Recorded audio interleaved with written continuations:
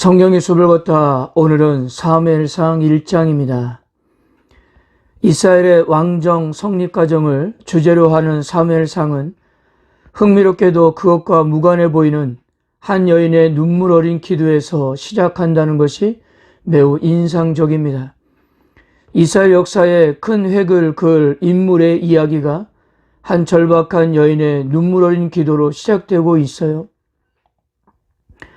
아이를 낳지 못한 한 여인의 고통스러운 삶에서의 기도가 이스라엘의 역사를 바꾸는 결과를 초래했다는 사실은 우리의 일상적인 삶과 기도가 하나님의 계획을 이뤄 나가는데 얼마나 중요한 역할을 하고 있는지를 알 수가 있는 것입니다.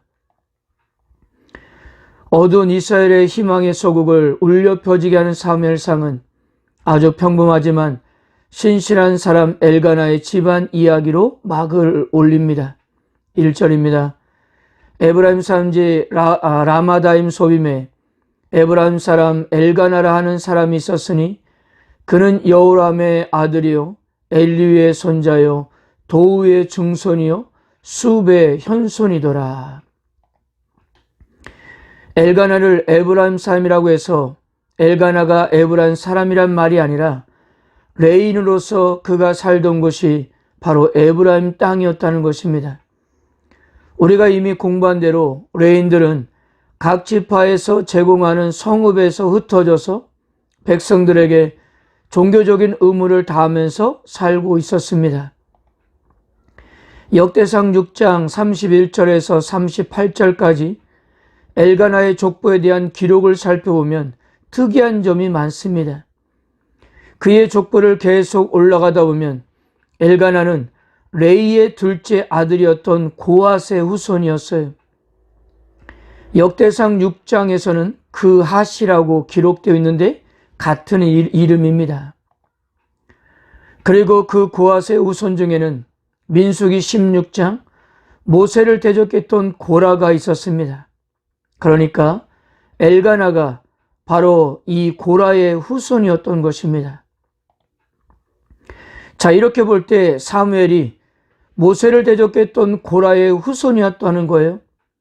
민수기 16장에서는 이 일로 고라의 일당뿐 아니라 그의 가족들까지 하나님으로부터 심판을 받았다고 했지만 근데 민수기 26장 11절에 보면 고라의 아들들은 죽지 아니하였더라 라고 밝히면서 당시 반역의 주동자 역할을 했던 고라와 다단과 아비람의 가문 전체가 다 망한 것처럼 보였지만 아마도 반역에 직접적으로 관여하지 않았던 자녀들은 심판에서 죄가 된 것으로 보여집니다. 그래서 그들은 당연히 죽을 수밖에 없는 상황에서도 자비를 베푸셨던 하나님의 참으로 놀라운 은혜에 대한 감사였는지는 몰라도 오래도록 민족과 하나님을 위해서 그들은 봉사를 했습니다. 다윗이 여호와의 성전에서 찬송하는 직분을 맡긴 사람이 아삽과 여두둔과 헤만이었는데요. 여기서 헤만이 바로 사무엘의 손자였습니다.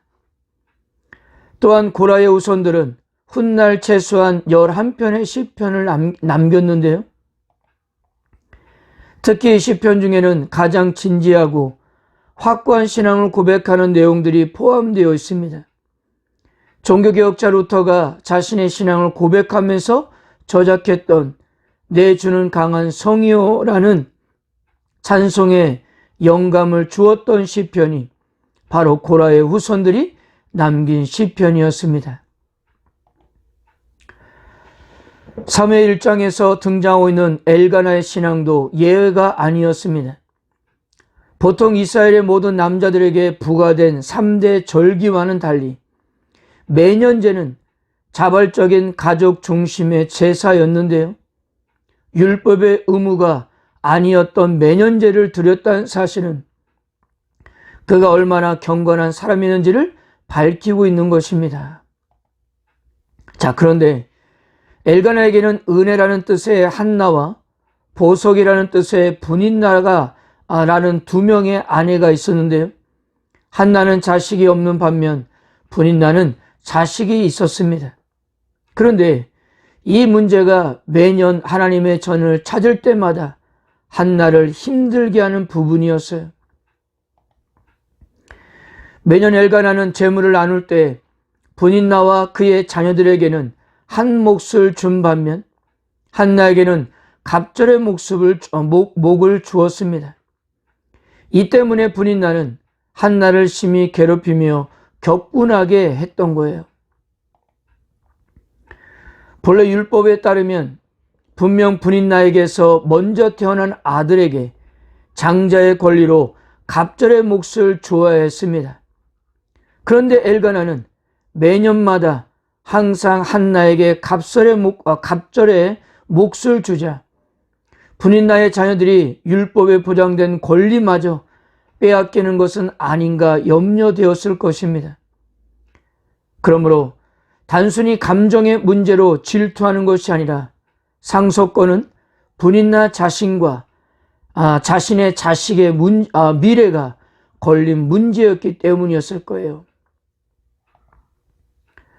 그래서 분인나는 한나를 물리쳐야 하는 적으로 간주하고 그녀를 핍박하기 시작했던 것입니다. 이러한 사항이 해마다 반복이 되었어요. 매년마다 하나님을 찾아가서 예배하고 가족들 안에서 서로 위로하고 치유되고 회복해야 할 시간이 한나에게는 공고함과 괴로움의 시간이었던 것입니다. 그런데요, 한나의 고통을 더욱더 가중시키는 것은 그녀의 문제가 바로 여호와 하나님에 의해 비롯되었다는 점이었어요. 5절과 6절을 보세요. 그러나 여호와께서 그에게 임신하지 못하게 하시니 여호와께서 그에게 임신하지 못하게 하심으로 하나님께서 그에게 임신하지 못하게 하시고 그의 태를 닫으셨습니다. 제가 사사기를 공부할 적에 입다의 딸을 설명하면서 히브리 여인들에게 일생에 가장 불행한 일이 두 가지였다고 했는데요. 하나는 결혼하지 못하는 것과 아이를 낳지 못하는 것이었습니다. 이것이 이스라엘 여인들에게 가장 불행한 것으로 여겼기 때문에 입다의 딸은 2달 동안 평생 처녀로 살아야 하는 것을 슬퍼했던 것입니다. 그러므로 당시 문화에서 한나는 가장 불행한 여인 중에 한 사람이었어요. 비록 그가 결혼을 했지만 아이를 낳을 수가 없었기 때문이었어요. 그런데 더 절망적인 것은 하나님께서 그녀의 태를 닫으셨다는 거잖아요. 마치 하나님께 버림을 받은 여인의 처지가 된 것입니다. 과연 한나에게는 희망이 있는 것이었을까요? 사무엘서 성경 기자는 이 질문을 하면서 과연 이스라엘 백성들에게 희망이 있는 것인지를 묻고 있는 것입니다. 그러므로 한나가 이 절망의 상황에서 어떻게 행동하는지에 따라 이스라엘의 운명도 결정되는 거였어요. 그런데 한나는 이 절망적인 상황에서 제일 먼저 한 행동은 일어나는 것이었어요. 9절을 보면 그들이 실로에서 먹고 마신 후에 한나가 일어나니, 한나는 절망 가운데 머물러 있기를 거부하고 그곳으로부터 일어나 새로운 인생의 문을 열고 있었던 것입니다. 72적 성경에서는 한나가 일어나 여호와 앞에 섰다라고 번역했는데 그녀는 분명한 목적을 가지고 하나님 앞에 서기 위해 일어났던 것입니다. 하나님마저 그의 태를 닫으셨기 때문에 모두가 한 줄기 희망의 끈조차 놓아버리는 상황이에요. 그러나 한나는 일어서서 여호와 하나님 앞에 나아간 것입니다. 해결책이 오직 하나님께만 있음을 그렇게 믿었던 거예요. 그리고 하나님께 기도합니다. 10절과 11절입니다. 한나가 마음이 괴로워서 여호와께 기도하고 통곡하며 서원하여 이르되 만군의 여호와여, 만일 주의 여종의 고통을 돌아보시고 나를 기억하사 주의 여종을 잊지 않으시고 주의 여종에게 아들을 주시면 내가 그의 평생에 그를 여호와께 드리고 삭도를 그의 머리에 대지 아니하겠나이다. 이 한나의 기도에서 주목해야 하는 것은 그가 입을 열어 하나님을 만군의 여호와라고 부르고 있다는 점이에요. 자신의 고통은 오직 하나님만이 해결할 수 있다는 그녀의 믿음이었던 거예요. 그리고 그녀는 엘리 제장이 자신을 오해했던 사항을 모면하라고 급하게 던진 말, 평안히 가라, 이스라엘 하나님이 내가 기도하여 구한 것을 허락하시기를 원하노라. 즉 엘리가 사항을 수습하기 위해 던진 다분히 형식적이고 누구에게나 적용되는 두루뭉실한 축복 선언을 자신의 문제에 대한 하나님의 응답으로 승화했던 것입니다. 그리고 그가 하나님을 믿는 믿음이 얼마나 대단했던지 그렇게 하나님께 기도하고 확신한 후 그의 삶은 완전히 달라졌다는 거예요. 18절입니다. 이르되 당신의 여종이 당신께 은혜 있기를 원하나이다 하고 가서 먹고 얼굴에 다시는 근심빛이 없더라. 사랑하는 성도 여러분, 이 말씀을 꼭 기억하셔야 합니다. 한나가 기도하자마자 아들이 생겼습니까? 아닙니다. 사실 한나에게는 아직 아무 일도 일어나지 않았어요. 그가 처한 상황이 바뀌지 않았고 아들이 아직 생기지 않았으니 무엇이 바뀌었겠습니까? 그럼에도 불구하고 그녀가 달라졌던 것은 그녀가 하나님을 만나고 자신이 변화되었기 때문이었어요. 그래서 하나님을 바라볼 수가 있었고요. 하나님의 일하심을 고대할 수가 있었던 것입니다. 여기 하나님께서도 한나를 생각하셔서 사무엘이라는 아들을 주셨던 것입니다. 그리고 아들을 하나님께 드릴 때에도 그는 결코 주저하지 않았습니다. 22절부터 24절까지 젖을 떼다라는 말이 4번이나 반복되는데요. 22절 아이를 주어로 한 수동형을 제외하면 모두 한나를 주어로 한 능동형으로 사용하고 있다는 것입니다. 즉 젖을 떼는 일이 한나의 주체적 능동적 결단이었습니다. 젖떼는 시기를 결정한 것은 한나 자신이었는데요. 모종으로서는 할 수 없었지만 이번에도 믿음의 결단을 내렸던 것입니다. 또한 한나의 결단이 지체 없는 결단이었음을 보여주는 것이 아이가 어리더라입니다. 아이를 성전에 데리고 갔을 때 사무엘은 무척 어렸어요.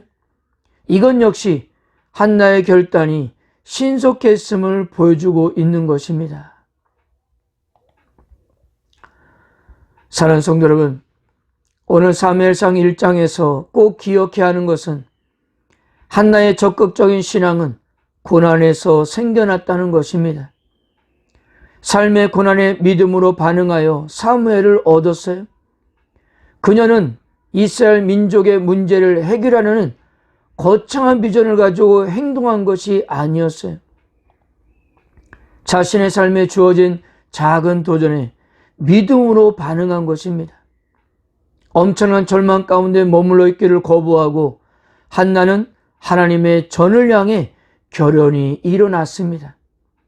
그런 결단은 결코 쉬운 일이 아니었지만 그러나 한나는 불굴의 믿음으로 하나님의 은혜를 경험하게 된 것입니다. 그가 당한 고통이 그녀를 영적인 거인으로 만들었던 거예요. 사랑하는 성도 여러분, 우리의 연약한 상태가 하나님께서 위대한 일을 시작하시는 바로 그 시작점임을 믿으시길 바랍니다. 우리에게 있는 슬픔, 괴로움, 고통스러움, 의심, 때로는 원망과 짜증스러움의 눈물이 있을 수 있습니다. 그러나 거기에 머물지 마시고 한나처럼 하나님께 가지고 나아가는 거예요. 그리고 하나님께 쏟아놓는 것입니다. 하나님의 손길에 의탁하는 것이며 하나님의 일하심을 기대하는 것입니다. 하나님께서는 반드시 여러분들을 기억할 것이고요, 생각할 것입니다.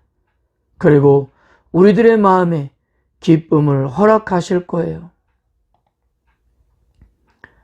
우리가 이해할 수 없고 받아들일 수 없으며 하나님을 향하여 의심을 거둘 수밖에 없는 그런 상황, 그런 환경, 그런 때에도 하나님은 여전히 우리들을 사랑하십니다.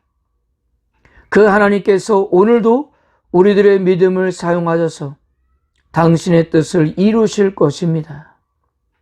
다시금 하나님을 신뢰하고 의지하시는 하루가 되시기를 축복합니다.